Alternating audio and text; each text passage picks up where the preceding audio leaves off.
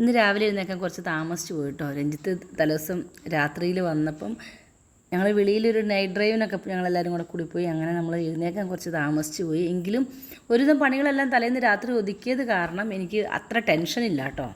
രസമൊക്കെ തലേന്ന് രാത്രി ഉണ്ടാക്കി വെച്ചിരുന്നു കേട്ടോ. എനിക്കറിയാം വന്നു കഴിഞ്ഞ് കഴിഞ്ഞാൽ പിള്ളേർക്ക് അന്നേരം രാത്രിയിൽ എവിടെയെങ്കിലും പോകണം, ഭക്ഷണം കഴിക്കണം എന്നൊക്കെ പറയുന്നത് കാരണം എഴുന്നേക്കാൻ താമസിക്കുന്നു. അപ്പത്തിൻ്റെ മാവ് അരച്ച് വെച്ചത് നമുക്ക് ഇന്നത്തേക്ക് ആവശ്യമുള്ള എടുത്ത് വെച്ചിട്ട് ബാക്കി ഫ്രിഡ്ജിലെടുത്ത് വെച്ചു. അതിൻ്റെ കൂടെ ലേശം പഞ്ചസാരയും ഉപ്പും ഇട്ട് കലക്കി. പിന്നെ പിള്ളേരെ വിടുന്നതിൻ്റെ ഒപ്പം തന്നെ ഒരു മീൻ കറിയും കൂടി വെച്ചു കേട്ടോ. പണി ഒതുക്കിയിട്ട് ഞങ്ങൾക്ക് 1-2 സ്ഥലങ്ങളിൽ പോകാനുണ്ടായിരുന്നേ. ഈ പ്രാവശ്യം കിട്ടിയത് കുറച്ച് വലിയ കൊഞ്ചാണേ. ആ കൊഞ്ചിനെ നമ്മളൊന്ന് ചെറിയ രീതിയിലൊന്ന് റോസ്റ്റ് ചെയ്യുന്നുണ്ട് കേട്ടോ. ഇപ്പോൾ തോരനും മെഴുക്കുവരട്ടിയൊക്കെ ഉണ്ടാക്കി കഴിഞ്ഞാൽ ആ പാത്രത്തിൽ തന്നെ വയ്ക്കത്തില്ല കേട്ടോ. ഞാൻ വേറെ പാത്രത്തിലേക്ക് എടുത്ത് മാറ്റും. ഇപ്പം കുറച്ച് തണുപ്പുള്ള അന്തരീക്ഷമാണല്ലോ, അതുകൊണ്ട് ചീത്തയാവത്തില്ല രാത്രി വരെ ഇരുന്നാലും. ഈ മുട്ട ഉണ്ടാക്കണേ ഞാനല്ല കേട്ടോ, അത് ശിവാനിയാണ് ഈ മുട്ട ഉണ്ടാക്കണേ. ഇപ്പം എന്നും അവൾക്ക് വേണ്ട മുട്ട അവളാണേ പൊരിക്കണേ.